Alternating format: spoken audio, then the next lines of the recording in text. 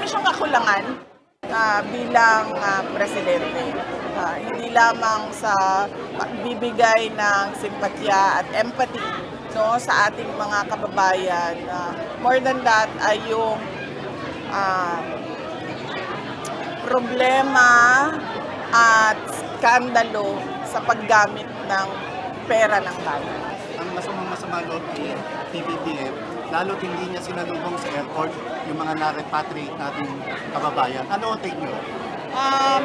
Nakikiisa tayo sa pinagdadaanan ng karamihan nating mga kababayan na overseas Filipino workers dahil sa kaguluhan o dahil sa giyera doon sa Middle East.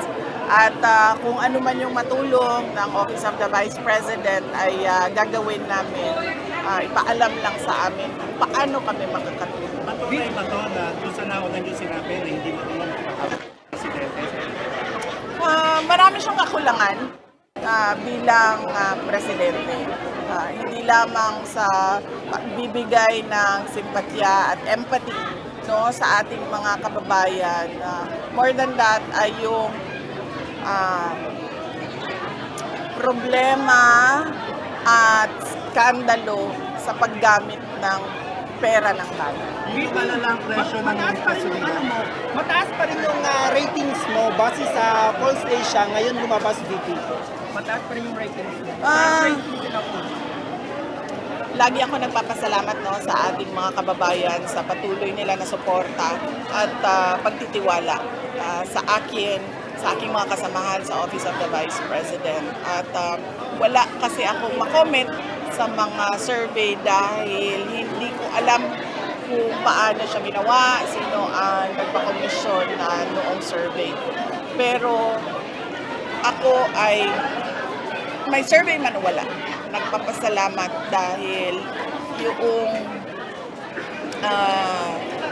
pagtitiwala at paniniwala ng taong bayan sa akin ay nandyan pa rin. At lagi ko sinasabi, tulad kanina, sabi ko, yung power ko kasi, ang gahom na ko, ay galing yon sa tao. Thank you. Pwede pa isa, sumala ang good ni Representative Ridwan sa PINA may be issued sa tax and business records daw ni mo and sa imuhang bana comment lang ito.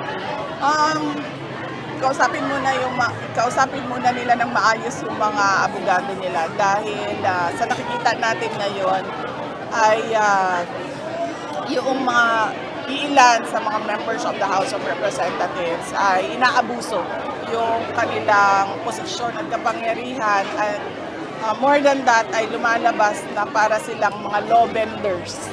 Bibigyan yung pag-on ng OVP, Office of the Vice President, sa crisis ngayon sa Middle East, especially itong mga nagtaas ng crude. Yung projects ng Office of the Vice President, meron tayong RISE na tinatawag. Ito yung Relief for Individuals in Indigence and in difficult situations. So yan yung tulad ng binigay natin dito sa mga kababayan natin sa Barangay Tras de Mayo, yun yung initial na paunang response lagi ng Office of the Vice President.